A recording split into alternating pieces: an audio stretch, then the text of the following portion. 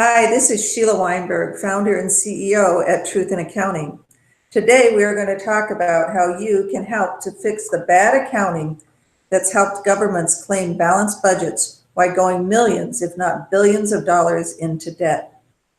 We are proposing to bring fact-based budgeting to your cities, school districts, and states. But what in the heck does that mean? To understand the importance of this issue, let's take it down to a personal level. Sam and Susie have agreed to live within their means and not go into debt, except for their house. To make sure that they are not overspending, Susie checks their bank account balance on a regular basis. If she sees a positive balance, she knows everything is okay. One day, as Susie is going through the mail, she reviews their bank statement and it shows a positive balance. Hooray! They're doing well. Oh, but then she finds a credit card statement. To her surprise, it has a huge balance. When she points this out to Sam and mentions that she thought their agreement was to live within their means, Sam points out that they have been. He has never overdrawn their bank account. Susie points out that he needs to look at both the bank statement and the credit card statements to determine their finances. Like Susie and Sam, most state and local government officials have agreed to live within their means. That is why they have balanced budget requirements. The largest and most important budgeted fund is the general fund. Government officials believe that if tax revenues and other income equals government expenditures, then they have balanced their budgets. The government's audited financial report shows the results of the implemented budget. Just like a couple's balance sheets would show their cash balance, a look at a government's current general fund balance sheet would show its general fund balance. For example, the city of Chicago has claimed a balanced budget for years. But as this chart shows, the city's financial report has indicated a positive balance in its general fund for years. But this is just a short-term view of the city's finances. It does not include the billions of dollars of compensation cost related to pensions that have been charged to the taxpayers' credit card. The city's pension credit card balance, which is now $28 billion, is not included on the general fund's balance sheet. Each taxpayer's share is now more than $30,000.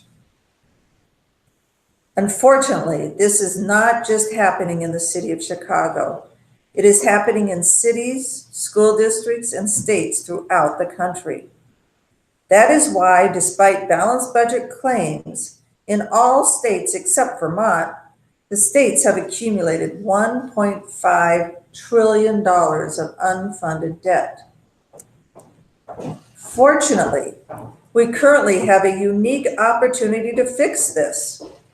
GASB, the people who decide what should or shouldn't appear on the state and local government's financial reports, are currently considering whether to change the presentation of the general fund's financial reports. GASB is asking for stakeholders to email them about whether the general fund balance sheets and income statements should continue to be presented using a short-term cash view. In the past, the vast majority of stakeholders who have written to GASB have been elected officials who want to maintain the status quo. I urge you to provide GASB with another perspective. You, as a taxpayer or taxpayer advocate, are an important stakeholder whose views need to be represented. You and your fellow citizens deserve fact-based accounting, which includes a long-term view. Full accrual statements for the general fund would include the pension cost incurred by the government during the budget period and the total unfunded liability. We urge you to write to GASB and ask for both the short-term and long-term views to be presented. The short-term view by itself provides information that is incomplete and misleading. You also need the long-term view statements. These statements would include the pension costs incurred during the budget year and the unfunded balance of the long-term pension cost. Without the long-term view of the general fund balances and activity, it is impossible for you to determine if your government's budgets have been balanced. You need this information to hold your elected officials accountable. Citizens like you deserve a long-term full accrual balance sheet and income statement for your general fund. To make it easy for you to email GASB, we've created a template.